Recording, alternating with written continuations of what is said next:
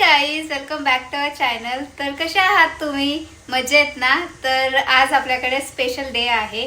तर माझी बहीण आहे, तिच्या ऑफिसमध्ये ती नेहमी टिफिन नेते. तर तिला नेहमी सगळेजण बोलतात की तुझी बहीण जेवण खूप छान बनवते. तर आज त्यांनी आम्हाला एक ऑर्डर दिली आहे जेवणाची. म्हणजे जस्ट त्यांना भाजी हवी आहे, पनीरची बुर्जी, शेवची भाजी आणि डाळ डाळ हवी आहे. तर आपण मी रेसिपी सगळी शूट करणार आहे, तुम्हाला सुद्धा दाखवणार आहे.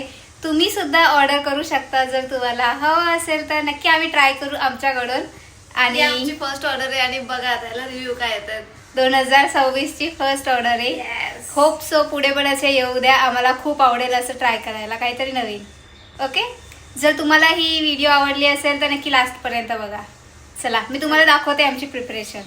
चला तर इथे आपण पनीरची बुर्जी करूया. तर कढईमध्ये तेल घ्यायचं आहे, त्यामध्ये मोहरी, हिंग, जिरे, त्यानंतर कढीपत्ता, कोथिंबीर ठेचा घालायचा आहे. ह्यामध्ये अद्रक, लसूण, हिरवी मिरची आणि जिरे होते. नंतर बारीक चिरलेला कांदा घालायचा आहे. कांदा थोडासा लाल झाला की त्यामध्ये शिमला मिरची घालायची. एकच शिमला मिरची घाला, मस्त अशी टेस्ट येते त्याने. शिमला मिरची थोडीशी मऊ झाली की त्यामध्ये आपल्याला हळद घालायची आहे, टमॅटो केचप घालायचा आहे. तुम्ही टमॅटो केचप घाला, प्युरे अजिबात घालू नका टमॅटोची. ओके, त्यानंतर आपल्याला किसलेलं पनीर घालायचं आहे, चवीनुसार मीठ घालायचं आहे आणि हे सगळं आपल्याला फास्ट गॅसवर करायचं आहे. जशी आपण पनीरची बुर्जी जशी आपण अंड्याची बुर्जी करतो तशीच या पनीरच्या बुर्जीला सुद्धा मॅश करायचं आहे. 1-2 मिनटं झाकून ठेवा वाफेवरती आणि डन, आपली पनीरची बुर्जी रेडी आहे. त्यानंतर इथे आता आपण शेवची भाजी करत आहोत. तर सेम घ्यायचं आहे, तेल घ्यायचं आहे, मोहरी, जिरे, तेजपत्ता घ्यायचा आहे आणि इथे वाटण केलेलं आहे मी. ह्यामध्ये खोबरं, अद्रक, लसूण, कांदा सगळं आपण भाजून घेतलेलं आहे. त्यामध्ये थोडीशी जिरे घालायचे आहेत. तुम्हाला जर हवं असेल तर गरम मसालासुद्धा घालू शकता, पण मोस्टली मी अवॉइड करते गरम मसाला. त्यानंतर मसाला चांगला भाजला गेला की त्यामध्ये आपल्याला मसाले घालायचे आहेत. इथे तुम्ही आवर्जून पोट्टे मसाला म्हणून एक आहे, मिसळपाव पोट्टे मसाला, तर तो नक्की घाला, त्याने चव अप्रतिम अशी येते. त्यानंतर आपल्याला टमॅटोची प्युरे घालायची आहे, त्यालासुद्धा तेल सुटू द्यायचं आहे. ही भाजी तुम्ही कमीत कमी जितकी होईल तेवढी तिला चांगलं मसाला भाजून घ्या. नंतर गरम पाणी घालायचं आहे आणि उकळी येऊ द्या. कोथिंबीर घाला, लिंबू घाला, चवीनुसार मीठ घाला आणि रेडी आहे आपली शेवची भाजी. शेव आपल्याला साईडनी घालायची आहे, तेव्हाच नका घालू. त्यानंतर इथे आम्ही फोडणीची डाळ केली आहे, महाराष्ट्रीयन फोडणीची डाळ, तीही झालेली आहे. तर आपले जे मोस्टली जे आयटम होते 2 भाज्या आणि डाळ ते रेडी आहे.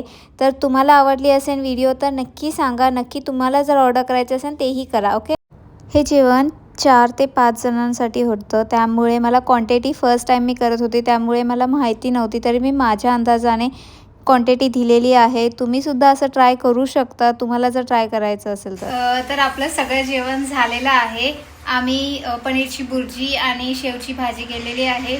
शेवच्या भाजीमध्ये कधी पण जी शेव असते ती साईडला द्यायची, जेणेकरून ती भाजीची टेस्ट तशी राहते, चांगली राहते आणि शेव पण खायला अशी क्रंची क्रंची मस्त लागते. आणि आम्ही डाळ पण बनवली आहे, ती पण महाराष्ट्रीयन ऑथेंटिक डाळ बनवली आहे. जर तुम्हाला सुद्धा असं डिश खायला आवडत असेल तर नक्की आम्हाला सांगा. नक्की तुमच्यासोबत रेसिपीसुद्धा शेअर करू. तुम्हाला जर ऑर्डर द्यायची असेल तर तुम्ही ऑर्डरसुद्धा देऊ शकता.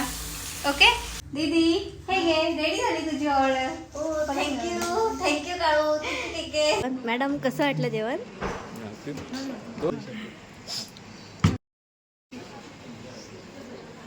एकदम छान झाली. थँक्यू सो मच सर आणि मॅडम. आणि जर तुम्हाला नेक्स्ट टाईमसुद्धा अजून कोणाला जर ऑर्डर करायची असेल तर नक्की करा. Okay, thank you for watching. Bye guys.